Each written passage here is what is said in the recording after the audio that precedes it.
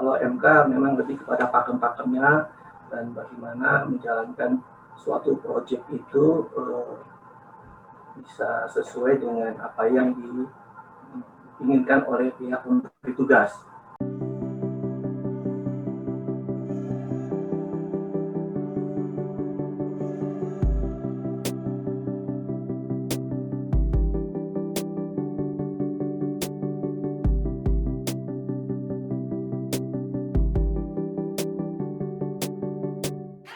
Selamat siang untuk Bapak, Ibu, dan rekan-rekan. Terima kasih sudah hadir kembali dalam acara Protoks kali ini. Dan seperti yang Bapak Ibu lihat di layar monitor Bapak Ibu masing-masing, kali ini kita akan membahas mengenai manajemen konstruksi. Apa perannya dalam satu proyek dan kapan kita bisa menentukan manajemen konstruksi itu sendiri. Sebelum kita mulai sesi kali ini, izinkan saya sedikit menjelaskan mengenai Pak Desmond ini siapa.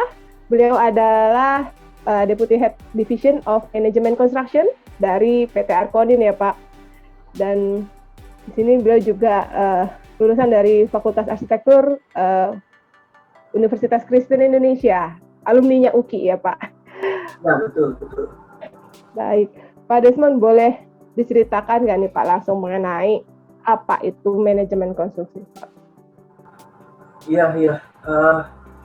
Kepada Protok dan Mbak Ziza dan Mas Bayu, terima kasih sebenarnya kalau saya sih ya secara pribadi bisa mengangkat tema tentang manajemen konstruksi, karena terus terang mungkin di banyak sebagian orang itu membahas MK tidak semenarik atau tidak eksotik tentang membahas desain, karena memang cakupan pembahasan tentang arsitek secara desain itu sungguh sangat luas. Kalau MK memang lebih kepada pakem-pakemnya dan bagaimana menjalankan suatu proyek itu bisa sesuai dengan apa yang diinginkan oleh pihak pemberi tugas.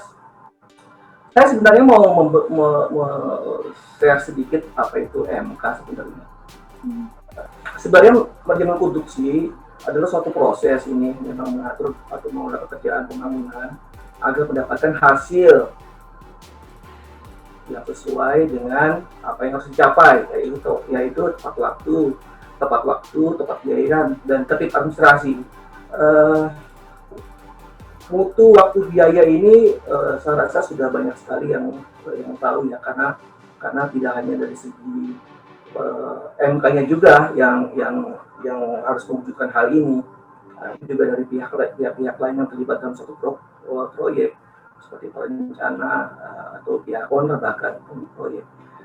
Tertib admin di sini kami memang selalu tambahkan karena MK itu memang salah satu yang harus dikhususkan adalah tertib administrasi, di mana suatu proyek jarang sekali menghasilkan bangunan yang betul-betul sesuai dengan gambar yang dirancang oleh para desain. Pasti ada di perjalanannya, pasti ada perubahan desain karena permintaan pihak pemberi tugas di tengah perjalanan atau kondisi lapangan yang tidak memungkinkan dan lain-lain. Nah, ketika administrasi di sini diperlukan untuk merecord kronologis mengapa itu terjadi. Bahkan hal ini bisa akan dipakai juga pada tahap final account, mana yang pekerjaan tambah, mana yang pekerjaan kurang. Kalau untuk proyek pemerintah sudah jelas MK wajib diperlukan. Ini tertuang di dalam Permen PU nomor 22 tahun 2018. Bangunan bertingkat lantai 8 ke atas, luasannya ada 8.480 meter persegi, dilaksanakan multi-years atau menjalankan biaya jasa dan perencanaan. Nah, untuk proyek swasta bagaimana? Proyek swasta memang ada yang membutuhkan MK karena memang timnya mereka tidak memadai, misalnya seperti mereka lalu merekrut MK untuk melaksanakan atau mengawal suatu proyek dari awal hingga akhir. Atau ada juga pemberi tugas yang membentuk MK in-house, di mana tim-timnya itu melibatkan beberapa engineering, beberapa bidang, beberapa disiplin bidang, arsitek, struktur, mekanika, elektrikal, dan lain-lain. Hanya memang perbedaannya adalah kalau MK dari suatu perusahaan pastilah mempunyai standar operasional prosedur, form yang harus dimiliki, bagaimana mengawal suatu proyek, bagaimana memanage, bagaimana membuat schedule-nya biar sesuai dengan yang diinginkan, tahapannya dari mana saja.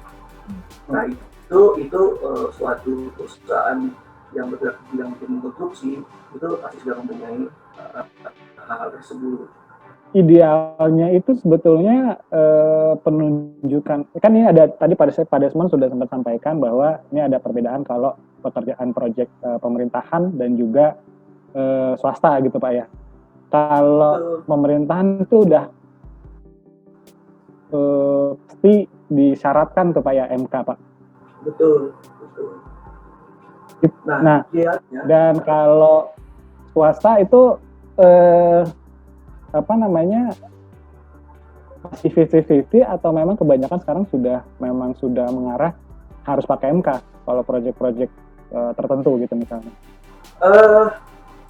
Sebenarnya sepanjang pemilik proyek di para engineering yang sudah bersertifikat, kalau misalnya di DKI ada IPTB, diperbolehkan sepanjang memang mengikuti aturan-aturan yang disyaratkan oleh pemerintah setempat, laporan bulanannya, lalu bagaimana proses-prosesnya, pengawalannya, desainnya, pengawalan produksinya, lalu pada tahap pengecekan teskom itu para pemegang IPTB-nya atau sertifikat keahliannya ada di lokasi untuk memberi penjelasan kepada pihak pemerintah kota dan juga dalam proses pengurusan SLF dan lain-lain. Nah, beberapa pemilik proyek memang ada beberapa mencoba memiliki MK in-house, di dalam perjalanannya bukan kapok tapi akhirnya memakai jasa manajemen produksi juga, karena memang itu yang tadi saya bilang bahwa form atau sensitivitasnya orang-orang yang sudah sering terlibat dalam hal pengawasan atau manajemen produksi masih sedikit ada sedikit lebih tinggi atau lebih dari tidak hanya orang yang sekedar memiliki background engineering. Sama seperti kayak kita ada mall yang memerlukan misalnya tenaga security dengan orang yang asal bisa berantem, bisa bela diri, rekrut menjadi tenaga security, tentunya berbeda dengan orang yang sudah atau perusahaan yang sudah memiliki personil yang bersertifikat dan sudah sering melakukan hal yang terlibat dalam pengamanan gedung misalnya seperti itu. Oke. Sampai di mana tahap manakah manajemen produksi sebaiknya dimulai? Nah, itu idealnya Pak. Idealnya dalam sebuah proyek tuh di tahap apa tuh Pak? Apakah memang pada saat perencanaan awal tuh memang sudah harus dibutuhkan sebetulnya Pak? Kalau MK idealnya seperti itu. Dari tahap persiapan, perencanaan, karena tugas MK adalah mereview desain. Fungsinya adalah mereview desain tersebut untuk meminimalisir kesalahan pada waktu pelaksanaan lapangan. Jadi contoh ada plafon yang didesain oleh arsitek, ketinggiannya 3,8 meter. Nah, si arsiteknya kami, arsiteknya sendiri mengurusi engineering-nya, tentunya akan mereview gambar tersebut dan melakukan cross check kepada pekerjaan disiplin lain, misalnya mekanikal. Oh, ternyata ada unit AHU di situ yang dimensinya misalnya 90 cm, kalau 4 meter rasanya tidak mendapatkan plafon yang diinginkan oleh kontraktor, misalnya hal seperti itu Mas. Lalu dari segi kaidah-kaidah bangunan terhadap peraturan setempat itu dilakukan proses terhadap para engineering atau tenaga ahli manajemen konstruksi. Dan juga schedule kapan sudah selesai konsep desain, kapan sudah mulai pengembangan desain, kapan sudah mulai detail drawing. Hal seperti itu dikawal MK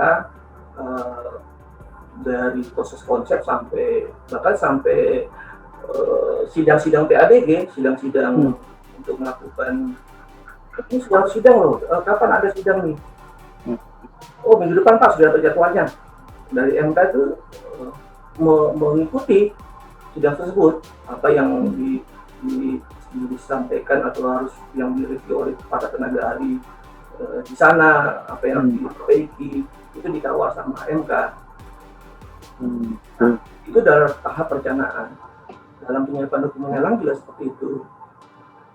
Jadi MK itu membuat schedule lelangnya kapan, lalu unleashing-nya, pada waktu unleashing memberi penjelasan pekerjaan, pihak MK lah yang memanage jalannya acara.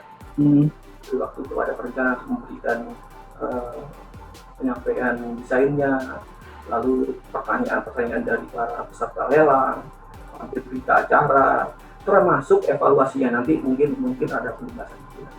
Lalu sampai kepada penentuan pemenang ini sifatnya memang murni hak sepenuhnya dari pemilik proyek. Mereka memberikan rekomendasi bahwa dari segi penilaian teknis dan biaya ada urutan-urutan yang disampaikan pada pemilik proyek ini, tapi urutan pertama, kedua sampai ketiga. Lalu berikutnya adalah pelaksanaan konstruksi sampai serah terima pertama dan masa penyeraan. Masa penyeraan itu kalau di proyek pemerintah memang sudah ditetapkan 6 bulan ya. Tapi kalau untuk swasta bahkan ada yang sampai 1 tahun, 2 tahun. Dan itu MK harus terlibat di situ. Masa penyelenggaraan seperti apa ya? MK datangnya secara berkala. Dia memang tidak standby lagi di gedung yang sudah diserah terimakan pada waktu serah terima pertama, tapi melakukan checklist pekerjaan di sana. Kalau saya bisa simpulkan, persiapan, perencanaan, penyiapan dokumen lelang kontraktor, penetapan penang, sampai dengan pelaksanaan konstruksi, serah terima pertama, masa penyelenggaraan, dan serah terima pekerjaan kedua. Nah, ini adalah tahap kegiatannya, tahap persiapannya, program dengan proyeknya, apa yang dilakukan, itu kerja, masa schedule, sampai dengan koordinasi proyek. Nah, ini tahap perencanaannya. Nah, ini tahap lelangannya, membuat schedule lelang, kontrol pelaksanaan lelang, prakualifikasi kontraktor, unleashing, membuat berita acara lelang, dan sampai dengan evaluasi. Itu dilakukan oleh manajemen konstruksi. Tapi keluarnya adalah rekomendasi, bukan fix itulah pemenangnya. Kembali secara proyek, apakah memakai yang direkomendasikan atau ada hal lain yang membuat mereka sepertinya kontraktor ini lebih ini, nah itu bisa saja dilakukan. Tahap pelaksanaan konstruksi yaitu pengendalian, pengawasan, dan koordinasi. Mungkin kalau banyak yang sedikit salah kaprah, MK adalah atau sama dengan pengawas. Nah, hal seperti itu kadang-kadang menyamakan MK sama dengan pengawas. Padahal MK itu tadi ya tugasnya adalah dari awal proses desain. Pengawas itu berjalan atau memulai pekerjaannya pada saat kontraktor ditunjuk. Itulah pekerjaan pengawas. Nah, di dalam pelaksanaan konstruksi ada SOP, ada schedule pelaksanaan, ada material bahan, drawing, inilah yang dilakukan pengawasan yang dilakukan oleh MK. Nah, inilah outputnya. Ada master schedule pada terdiri dari desain, lelang, konstruksi, ada rapat mingguannya, ada laporan review desain, laporan mingguan, sampai dengan kelengkapan dokumen untuk penggunaan jasa SLF. Itu semua MK yang mengkoordinir. Ini dokumen-dokumen yang diperlukan. Tentunya bukan MK yang melakukan perizinan bolak-balik kepada dinas-dinas terkait, tapi MK membantu menyiapkan, membantu memberi penjelasan kepada dinas terkait apabila datang untuk melakukan kunjungan ke proyek, sampai dengan bersama-sama dengan Pemkot melakukan tes-kom arahnya keluarnya SRF tersebut. Pengendalian mutu itu dilakukan oleh MK. Waktu juga, tadi waktu mutu berbiaya, biayanya sampai dengan program K3. Nah, jadi kalau kontraktor memang mempunyai K3 sendiri. MK di lapangan itu justru mengawal K3-nya kontraktor bisa berjalan sesuai apa yang telah ditetapkan. Nah, melakukan briefing setiap minggu itu MK bersama-sama dengan K3-nya kontraktor melakukan hal tersebut setiap minggu sampai dengan pelaporan-pelaporannya, dan juga review pertemuan-temuan atau kekurangan yang telah ditemui pada saat pelaksanaan. Nah, ini bagian proyeknya memang gimana sih posisi MK pemilik proyek, ada konsultan MK memang kalau dibilang itu wakil dari owner. Nah, inilah konsultan MK. MK berkoordinasi kepada konsultan perencana, konsultan pembina, konsultan migas itu kalau rasanya kalau proyek swasta memiliki konsultan PKS sendiri. Jadi ada tugas sendiri konsultan PKS, di mana tugas tersebut sebenarnya ada juga tugasnya MK. Jadi sedikit berbeda itu, kalau proyek pemerintah tidak ada konsultan PKS karena konsultan PKS masuk dalam tugas salah satu tugasnya MK. Lalu berkoordinasi dengan kontraktor. Nah, Pak, boleh sedikit kebahas di sini, Pak, di slide ini saya jadi menarik. Di sini kan berarti konsultan MK itu menjadi seperti tangan kanannya dari pemilik proyek ya, Pak ya, owner gitu. Betul. Dan ini kan berarti akan berkoordinasi dengan konsultan perencana arsitektur sampai dengan struktur ME electrical, terus juga RAB, konsultan KS dan konsultan yang lain, Pak.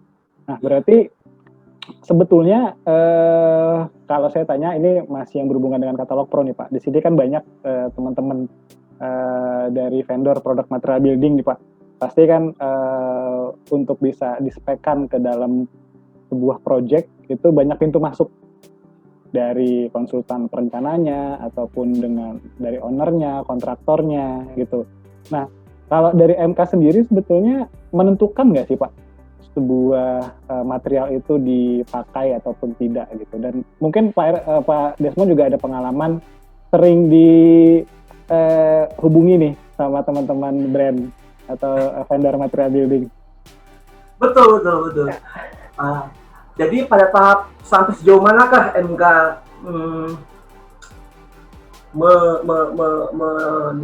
mengawal material yang akan digunakan pada tahap konstruksi? MK itu memang salah satu tugasnya adalah mereview pada saat desain, termasuk juga mereview spesifikasi teknis, tapi tidak menentukan apa mereknya, apa speknya. Beberapa MK tuh menyampaikan, Pak, ini spek merek ini untuk misalnya contohnya AHU dengan kapasitas TUTR yang sekian ini sudah masih ada nggak di lapangan, masih ada nggak, sudah ada atau belum, apakah jangan-jangan sudah tidak beredar lagi sehingga diganti kapasitasnya yang lebih tinggi atau lebih rendah. Hal seperti itu saja yang kami ingin sampaikan. Tapi untuk merek itu MK kalau sebatas mengusulkan rasanya bisa, tapi semua wewenang tetap berada di konsultan perencana. Bagian itu sudah ditentukan tahap pelaksanaan. Biasanya kalau perencanaan kan ada 3 merek yang untuk satu material. Nah, di dalamnya pada saat konstruksi beberapa supplier memang telepon, Pak Erwin lagi menangin proyek mana nih? Proyek ini, Pak. Iya, Pak, bisa nggak masuk nih material yang ini? Kami mencoba berkenalan. Itu yang selalu dijelaskan bahwa Pak, ini merek spek sudah dikunci pada tahap perencanaan, dan apabila mereknya Bapak ada di dalam suatu proyek tersebut, silakan datang kepada kontraktor. Jadi perencana menentukan spek dan merek, kontraktor yang punya hak mengajukan merek apa yang akan diajukan kepada konsultan MK. Kalau dari 3 merek, kontraktor mengajukan merek A kepada MK. MK kan dilihat speknya ada atau tidak. Oh, mereknya A ada, speknya sudah sesuai. Ya, kami melakukan review di situ, coba presentasi dahulu. Jadi, baiknya dipanggil untuk presentasi dan setelah terjadi tanya jawab. MK approve, iya, karena sudah sesuai dan sesuai dengan yang ditentukan di dokumen perencanaan. Nah, kembali kalau di swasta tuh malah kadang-kadang si pihak kami berikan kepada pihak pemilik tugas, di form approval material tersebut ada beberapa pihak yang tanda tangan, MK, perencana, dan pemilik proyek. Jadi kalau misalnya tanda tangan MK sedikit nakal misalnya atau lupa lah, katakanlah lupa, ternyata merek tersebut ada tapi sudah tanda tangan, konsultan perencana pasti akan bertanya di form tersebut bahwa mereka tidak setuju karena merek tersebut tidak ada dalam spesifikasi teknis. Nah, seperti itu.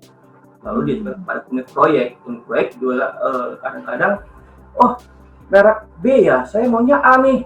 Kami panggil lagi pada kontraktor, Pak, tolong berikan lagi presentasi kepada supplier B atau supplier A untuk presentasi produknya. Nah, seperti itu, Pak. Oke. Ya berarti untuk memang pemilihan material itu balik lagi ke apa namanya atau juga iya dari perencana dan juga owner berarti gitu kan Pak ya? Yes, betul. Dan yang nggak kalah penting yang diajukan oleh kontraktor. Iya. Mengajukan 3 merek tersebut.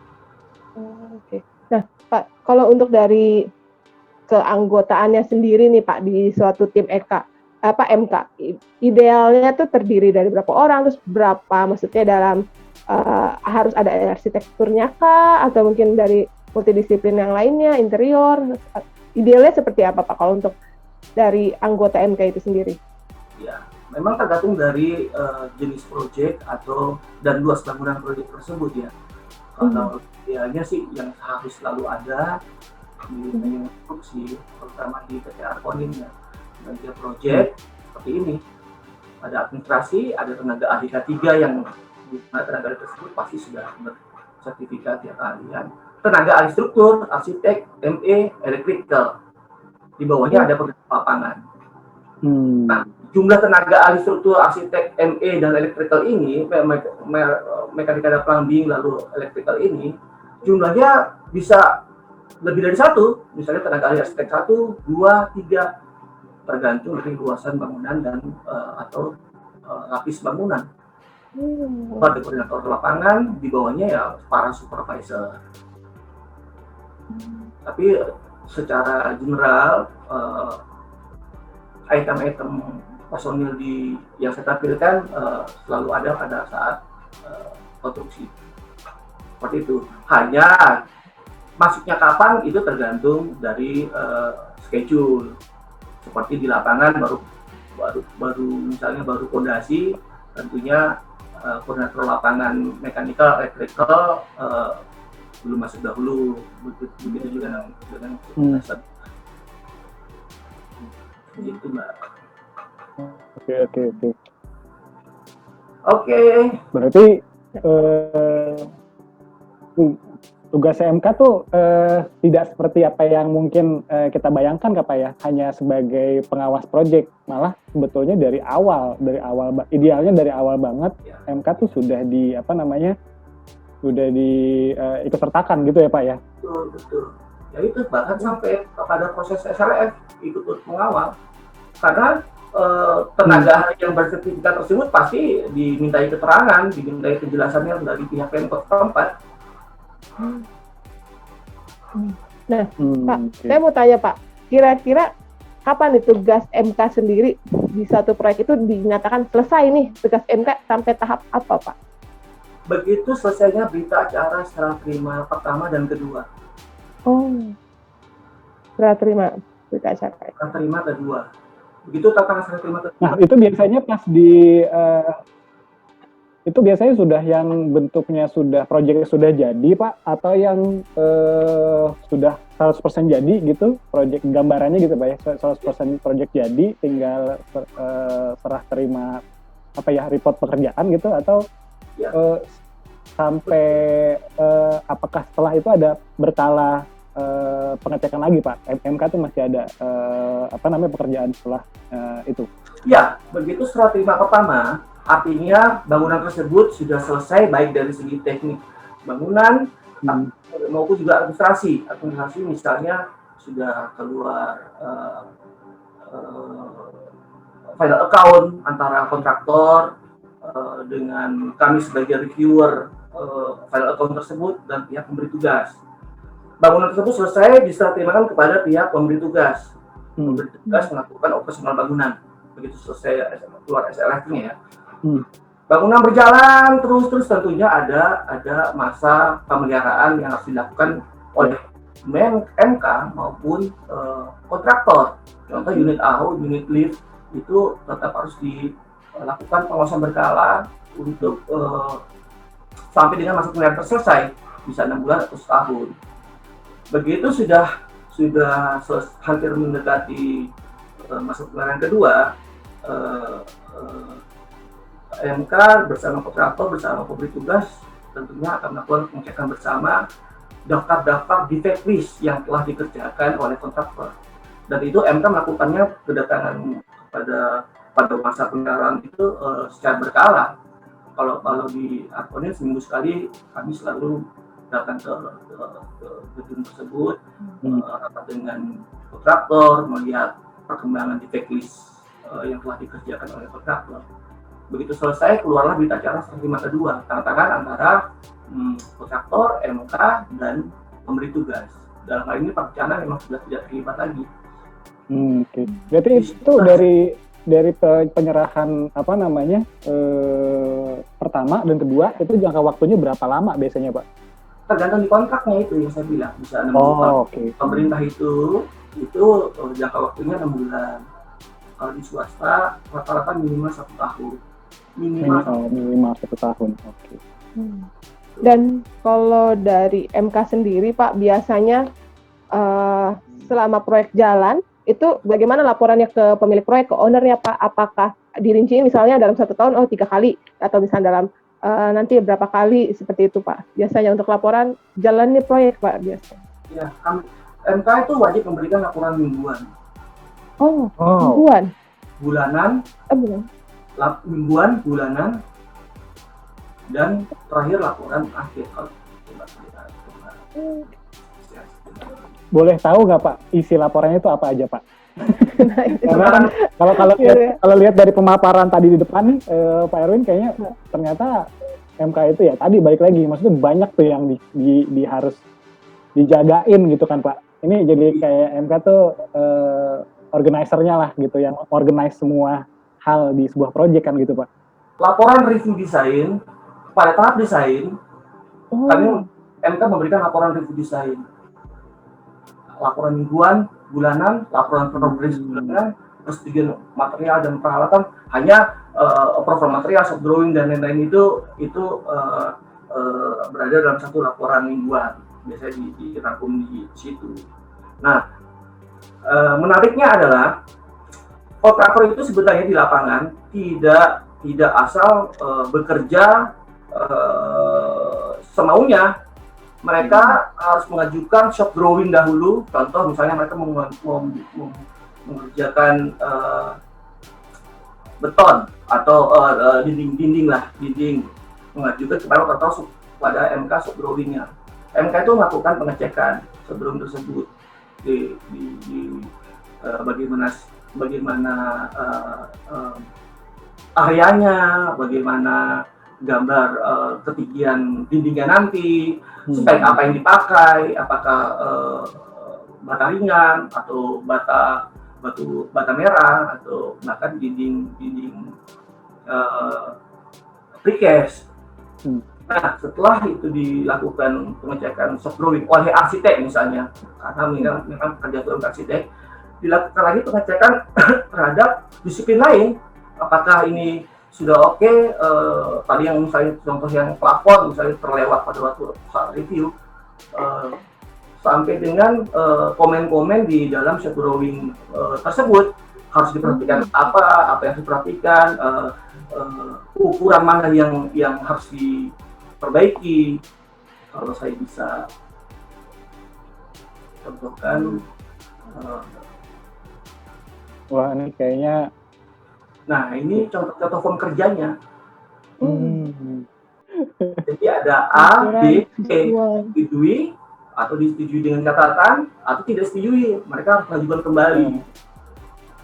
Begitu soft drawing disetujui misalnya, kontraktor apakah mulai langsung kerja? Tidak dulu, mereka harus mengajukan izin pelaksanaan pekerjaan yang dilampiri oleh soft drawing yang telah di-approve. Begitu itu diperiksa oleh MK, lalu bisa jalan, MK memberikan komen-komen pada form-form tersebut. Baru kontraktor bisa jalan. Begitu pengawasannya, begitu pelaksanaannya, supervisor kami membawa soft drawing nih dan izin pelaksanaan yang telah di-approve disesuaikan dengan kondisi di lapangan. Apabila ada temuan, si supervisor melaporkan kepada engineering biasanya membuat memo, rekomendasi memo kepada PM-nya untuk ditandatangani dan diserahkan kepada kontraktor. Begitu Mas. Jadi memang yang tadi saya sampaikan, ya waktu mutu biaya itu memang menjadi poin yang sangat penting ya buat MK melakukan pengawalan di proyek Pekerjaan. Yeah. Dan sebenarnya mewujudkan bangunan tersebut tidak hanya mewujudkan keinginan pemilik proyek, justru menjaga desainnya perencana juga. Karena perencana itu kan datang ada tugas pengawasan berkala ya Mas ya. Dan itu tugasnya nggak sampai di lapangan, seminggu sekali mungkin perencana datang. Dan kalau saya sih perencana datang waktu 3 minggu itu malah senang, karena mereka pasti arsitek yang baik itu adalah arsitek yang mengawal desainnya agar sesuai dengan apa yang dia gambar. Dan tentunya rasa sensitivitasnya di lapangan itu dijaga sekali oleh para arsitek. Saya punya pengalaman proyek Istora GBK. Ya. Itu gimana tuh Pak serunya tuh Pak pada saat mengawal proyek itu Pak? Nah Pak, sebelum ke situ Pak, saya mau tanya Pak, kita kan tadi salah satu tugas manajemen dari sebuah konsultan MK itu adalah manajemen waktu Pak. Nah kadang-kadang kan ya kita tahu bersama desain terutama di sebuah proyek itu ada banyak perubahan lah gitu pada saat masih dalam perencanaan ataupun udah di dalam proses konstruksi juga banyak perubahan-perubahan tuh Pak. Nah itu dari pengalamannya Pak Desmond sendiri, sejauh apa sih Pak MK itu bisa memberikan masukan kalau perubahannya itu jangan jauh-jauh loh gitu. Ini karena pasti akan memakan waktu juga dan juga biaya juga gitu Pak. Ya. Perubahan pekerjaan pasti selalu ada di lapangan karena permintaan pemilik tugas atau karena kondisi di lapangan. Tetapi MK tidak menentukan perubahan itu dari sisi MK-nya, dan MK tidak terlibat sendiri dalam menentukan perubahan pekerjaan. Itu pasti selalu berkoordinasi dengan perencana. Contoh, Pak, pekerjaan ini rasanya diperlukan sedikit modifikasi bentuk dindingnya karena ada bangunan existing yang ada di sana, sehingga mungkin agak sedikit berubah fasad bangunan di daerah tersebut. MK tidak langsung melakukan oke setuju, tidak, karena kami MK itu punya form surat perintah perubahan dan itu harus ditandatangani oleh perencana. saya mungkin Nah, kronologisnya kami ceritakan, MK harus menceritakan kronologisnya. Ini bangunan dinding tersebut harus dimodifikasi karena terbentur dengan bangunan existing misalnya. Dan itu perencana akan mereview arsitek yang idealis, yang baik menurut saya, dia malah datang ke lokasi atau minta foto-fotonya, coba berapa meter sih kenanya, berapa yang harus yang harus saya mundurkan sebagai arsitek dinding tersebut. Nah, itu semua wewenangnya perencana. Misalnya si MK, oke, bikin L saja deh misalnya untuk menghindari bangunan existing. Tidak seperti itu. Karena matanya arsitek tentunya sangat berbeda. Dia akan menerawang, kalau saya bentuk L nanti nggak match dengan konsep bentuk bangunan yang dari sisi sebelahnya nih seperti apa. Dan itu semua perencana yang melakukan menentukan seberapa jauh perubahan desain tersebut. Begitu sudah selesai, perencana memberikan feedback kembali kepada MK, ini loh atas bentuk bangunan yang terbaru, atas perubahan, atas kendala tersebut. MK melakukan surat perintah perubahan, dilampiri dengan semua kronologisnya, semua kronologisnya kami tampilkan di situ, MK tampilkan, diberikan pada kontraktor. Nah, itu awalannya. Nah, Pak, kalau tadi kan sempat Pak Desmond bilang, kalau arsitek kan tolak ukurnya terbangunnya desain dan bangunan itu sesuai dengan desainnya. Nah, kalau untuk tolak ukur keberhasilan dari MK itu sendiri seperti apa nih Pak? Apakah dilihat dari tadi yang BMW tadi biaya mutu waktunya kah atau seperti apa Pak? Ya, dari segi mutu tentunya pada saat tes pengetesan, contoh pengetesan ukur beton 7 hari sampai dengan 21 hari itu terpenuhi semua. Lalu pada saat tes di lapangan hampir mendekati selesai itu minim permasalahan lah atau minim kendala sampai dengan strategi pertama itu dari segi tadi yang mutu pengetesan sesuai dengan yang telah ditetapkan. Waktunya dari segi waktu adalah strategi pertama sesuai, misalnya 12 bulan itu BST 1-nya keluar juga 12 bulan. Itulah hasil MK yang menurut saya berhasil ya, seperti itu. Lalu dari segi biaya rata-rata sih kalau pemilik proyek tentunya mempunyai budget untuk hal di luar budget ya, maksimal rasanya sih 10%. Dan misalnya terjadi kerja tanah kurang pada saat akhir proyek final account, terjadi penambahan biaya 5%, dan owner setuju, lalu terjadi kesepakatan antara kontraktor dan pemilik proyek, itu juga rasanya suatu keberhasilan karena budgetnya tidak melampaui apa yang telah ditargetkan oleh pemilik proyek, atau bahkan sampai tidak ada kerja tambah, jadi ada balancing. Jadi gini, kalau MK itu salah satunya juga mencoba berusaha menekan budget agar tidak ada tambah kurang, tidak melebihi target. Cuma yang perlu diketahui banyak beberapa pemilik proyek mempunyai presentasi yang diperbolehkan untuk melakukan budget. Cuma MK selalu mengawalnya supaya zero tambah kurang. Kalau memang ada pekerjaan tambah, MK yang benar itu mereview lagi mana sih yang bisa diefisiensikan kembali ini. Nah, sehingga begitu final account terjadi balancing budget seperti itu Mbak. Nah Pak, saya penasaran nih Pak, ketika proyek saatnya misalnya untuk proyek gedung berapa tingkat kah, atau misalkan proyek apa yang kita harus bisa menentukan si MK ini Pak, atau membutuhkan MK dalam proyek apa Pak kira-kira Pak, atau kalau dalam tahap atau proyek high-rise building kah, atau mungkin dari misalnya residen tapi handle untuk cluster kah, itu sudah menggunakan MK atau seperti apa Pak? Gitu. Kembali lagi, kalau tadi untuk proyek negara ada dasar-dasarnya. Di atas 7.000 sekian itu harus wajib memakai manajemen produksi.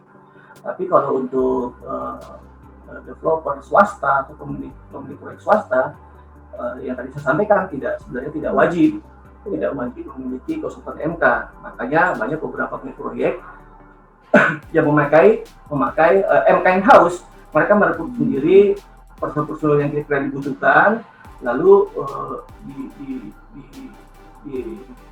bekerjalah untuk bekerja sebagai konsultan MK. Sepanjang apakah diperbolehkan?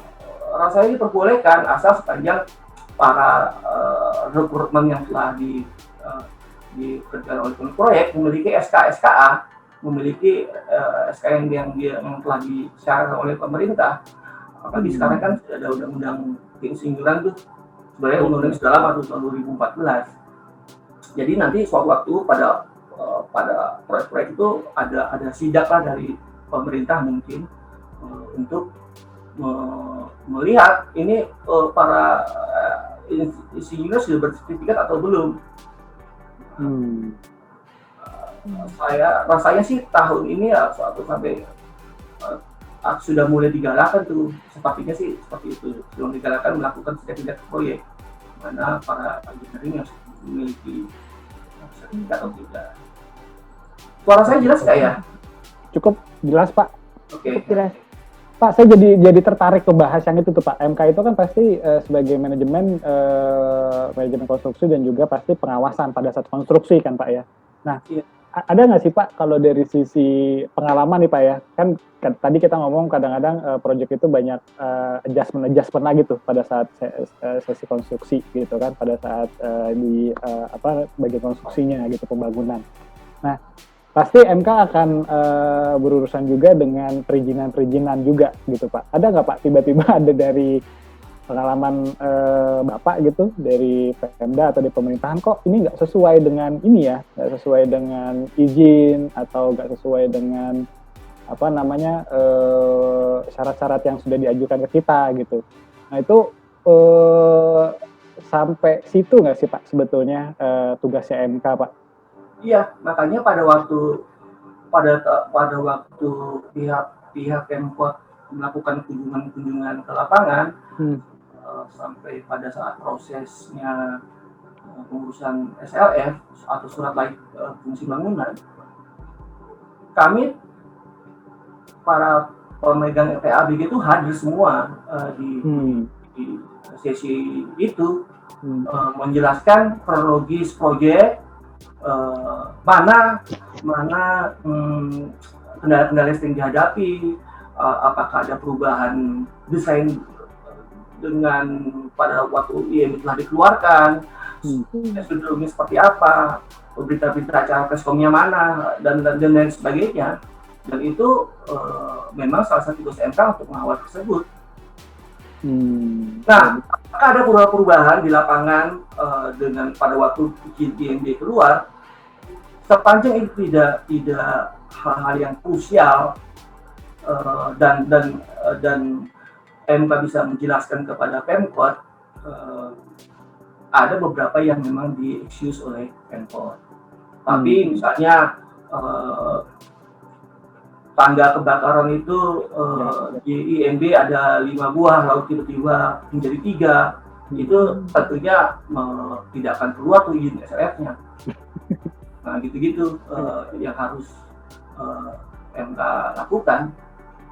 Berarti ya intinya sebagai konsultan MK tuh harus benar-benar bisa mengkoordinasikan antara konsultan perencana, MA, kontraktor dan juga termasuk owner Pak ya? Betul. Wow. Memang untuk rata-rata sih konsultan perizinan itu ada sendiri. Tadi makanya bagian proyek itu kan saya sampaikan misalnya itu ada konsultan perizinan.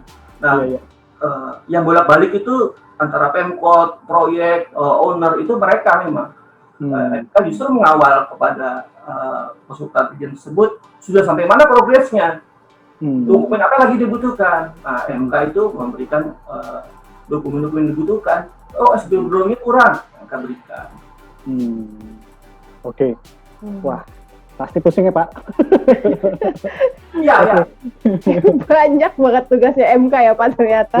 Jadi harus menjadi jembatan gimana caranya proyek jalan sesuai dengan ekspektasi, biaya, waktu gitu, tapi tidak bentrok dengan banyak bekerja sama dengan kategori lain gitu seperti konsultan perencana, kontraktor dan sebagainya gitu. Nah, kalau pemerintah itu cukup sedikit tidak berat karena kontraktornya satu. Mereka pemerintah itu mengenal Menkon saja.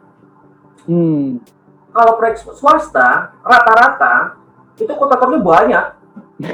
Kontraktor fondasi sendiri, kontraktor struktur atas sendiri, finishing sendiri, mekanikal sendiri, elektrikal sendiri, pengadaan lift sendiri, genset sendiri, dan MK lah yang mengatur semua kegiatan para kontraktor tersebut di lapangan. Kapan genset harus bisa masuk, kapan dinding ruang genset sudah harus jadi, kapan lantai sudah harus jadi. Nah, disitulah fungsi MK dan tidak sedikit owner, makanya tadinya memiliki MK ini in-house untuk melaksanakan kegiatan tersebut, akhirnya pakai MK saja deh, rasanya fisiknya juga terlalu tinggi gitu. Nah itu, dan developer akhirnya memakai jasa MK kembali. Karena memang pengaturan terhadap semua kontraktor tidak semudah yang dibayangkan. Konstruksi bisa berjalan meskipun banyak kontraktor, misalnya ini MK in-house ya, mereka bisa melaksanakan semua. Tapi begitu tahap pada account, tahap akhir proyek, diminta administrasinya, bisa-bisa itu tidak selengkap yang diharapkan oleh pemilik proyek. Karena memang tugas mereka lebih fokus kepada pelaksanaan di lapangan sehingga memudahkan proses administrasi. Pada slide bagan proyek dalam kotak konstruksi perencana, apakah tidak ada dokumen spesifikasi teknis, Pak? Ada, justru dokumen spesifikasi teknis kan dikeluarkan oleh perencana. Dan itu kalau kita mengikuti tadi pada saat Mas Bayu presentasikan tentang protok ya, yang katalognya itu, katalog pro tadi, itu sangat baik tuh. Jadi spesifikasi teknis itu langsung dimunculkan di program itu ya Mas ya? Iya. Jadi penjelasan spek itu ya Pak? Iya, langsung keluar speknya, picture-nya malah ya juga muncul. Iya. Spesifikasi teknisnya, mereknya, nah, itu pasti keluar. Mbak siapa tadi Mbak Diza? Mbak Ratna pasti keluar itu, dan pasti harus dikeluarkan oleh perencana. MK apakah ikut mereview? Ya direview juga. Misalnya meski perencana hanya menampilkan satu merek, ya kami mengingatkan tolong tampilkan lagi 2 merek lagi yang dianggap setara ya, tapi tidak boleh menuliskan kalimat setara di spesifikasi teknis tersebut. Oh, jadi mesti sekarang untuk dokumen spesifikasi material berarti sudah semuanya harus terstated gitu. Misalnya ada tiga alternate gitu ya. Disebutkan 3 merek itu apa, spesifikasinya, dan udah tidak ada kata-kata setara lain. Setaranya lagi. Jadi udah clear gitu ya. Betul. Oke. Tadi yang agak terpotong nih Pak. Kita mau tanya mengenai project reference tadi, itu agak terpotong. Tadi kayaknya Pak Desmond sempat mau ada share mengenai yang project Istora ya Pak ya. Nah, mungkin boleh juga di-share juga Pak, itu pengalamannya pada saat menghandle project itu seperti apa, dan apa sih ada cerita unik di belakang project itu Pak? Kenapa saya ingin menampilkan Istora? Karena ini salah satu bukan kebanggaan, tapi karena eventnya internasional yang Mbak ya, jadinya ingin berbagi pengalaman di proyek ini. Proyek Istora ini adalah kami di sini MK-nya, dan ini proyek desain and build sebenarnya. Konsepnya konsep adalah pihak IAI. Ini cukup memberikan kenangan buat saya sih, karena acara Asian Games-nya juga cukup berhasil ya dilaksanakan menjadi juara umumnya. Ini si arsiteknya adalah Pak Boy Birawa, dan beliau sangat intens dan sangat baik sekali mengawal desainnya pada waktu pelaksanaan. Itu kalau saya pribadi sih bukannya menjadi kesal atau marah, malah menjadi semangat nih, karena memang sekaligus sedikit belajar, arsitek yang benar tuh yang seperti ini, dia mengawal desainnya sedemikian rupa sehingga begitu proyek selesai, rasanya sih beliau cukup puas. Pak Boy ya. Iya, dan cerewetnya luar biasa Pak Boy Birawa itu. Tidak hanya kontraktor yang dimarahi, tim saya sama beliau juga dimarahi itu. Mungkin karena ini salah satu proyek yang Roro Jonggrang nggak sih Pak, bisa dibilang gitu? Maksudnya karena kan kita ngejar ini kan kalau nggak salah buat kebutuhan SEA Games ya Pak ya? Asian Games. Iya. Dan memang mungkin dari segi desain juga cukup unik kan kalau Pak Boy yang ngedesain misalnya. Iya, karena ini memang kan ada cagar budaya ya, termasuk cagar budaya, sehingga tidak bisa sembarangan merubah-rubah di desain existing. Renovasi bisa dilakukan, tapi tetap menjaga marwah dari konsep bangunan yang sebelumnya. Nah itu ini selesai dalam waktu berapa lama Pak waktu itu Pak? Saya kurang hafal ya, karena memang saya nggak standby Mas sebenarnya Mas.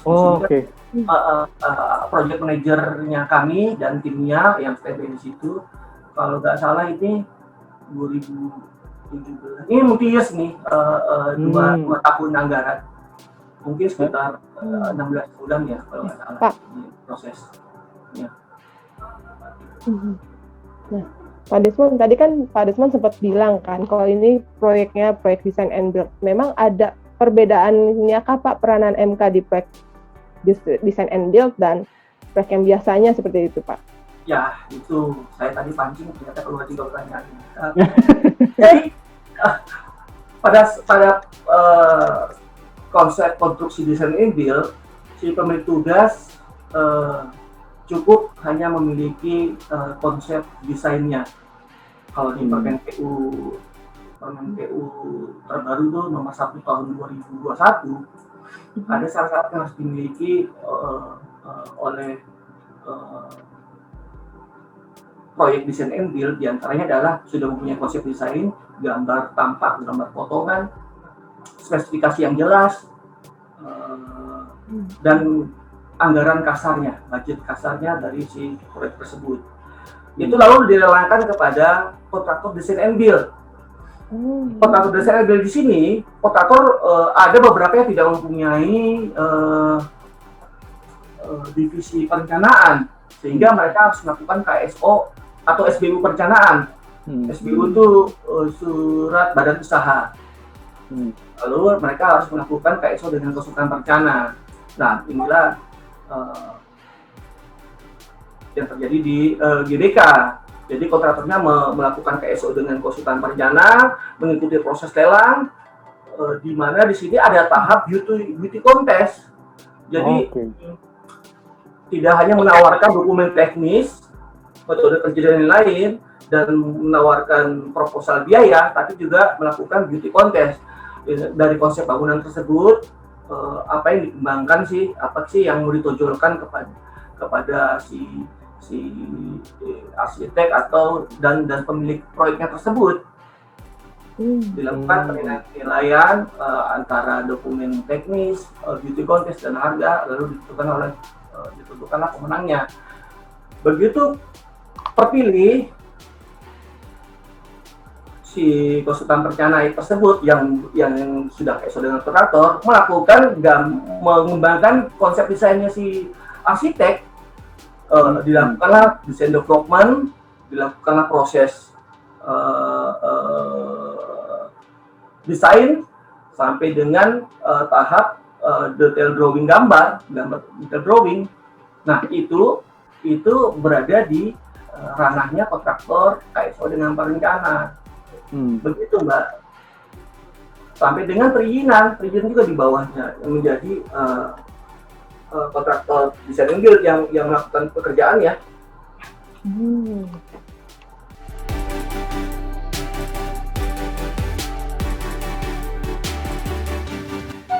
Bro, Bro with Halo, Bro. Dialog Pro.